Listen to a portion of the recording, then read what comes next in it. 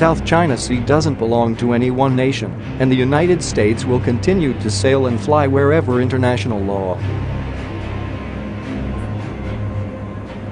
China pushes ahead with new South China Sea base despite Trump administration's accusations of illegal island building.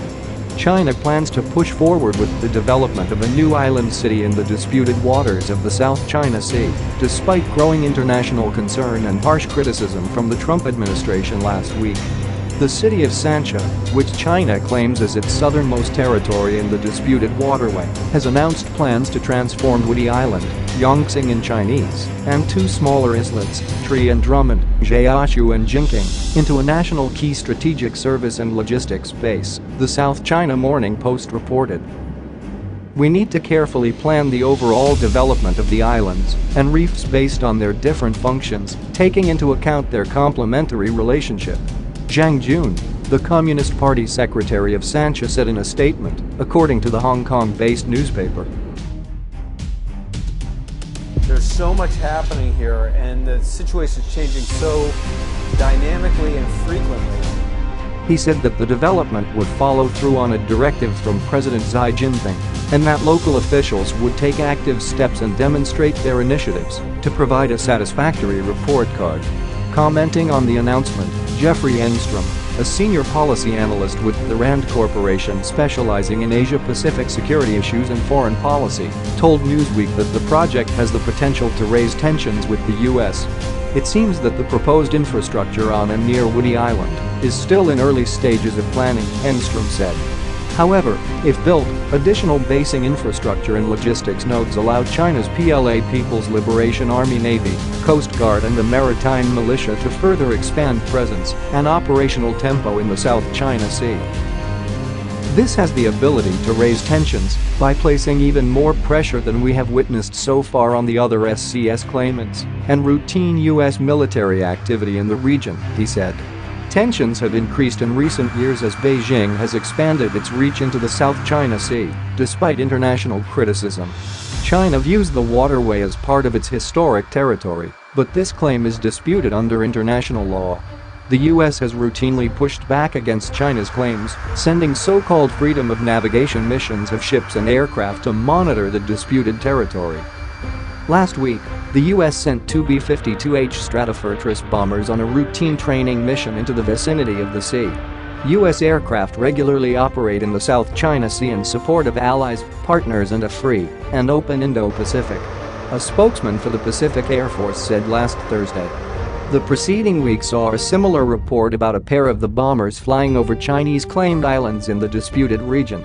And Secretary of State Mike Pompeo lashed out at Beijing last week for what he referred to as illegal island building in international waterways. I look around this room and I see so many noteworthy Americans, in fact some of the most talented and experienced professionals, not only for their nation, but for ours. And we remain hopeful.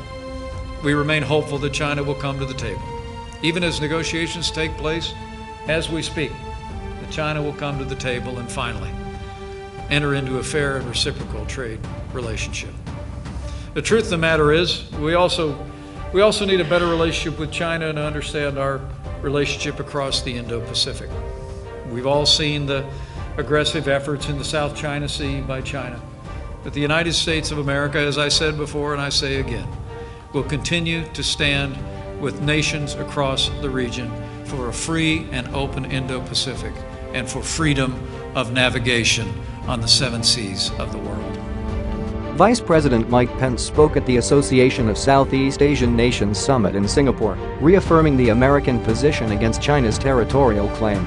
The South China Sea doesn't belong to any one nation, and the United States will continue to sail and fly wherever international law allows and our national interests demand, he said, according to The Week. China's claim to the vast waterway has frustrated regional nations in addition to Washington. Under international law, stretches of the sea are claimed by Malaysia, Taiwan, Vietnam, Brunei, Indonesia, and the Philippines. The South China Sea ranks among the busiest maritime traffic routes in the world, meaning companies and countries that trade through its waters have a vested interest in the waterway remaining stable and open to their ships. A prominent Chinese military leader, Senior Colonel Dai Zhu, said in December that his country should use force against U.S. ships encroaching on areas of the sea claimed by Beijing.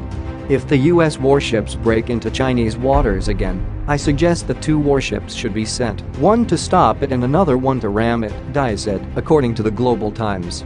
In our territorial waters, we won't allow U.S. warships to create disturbance.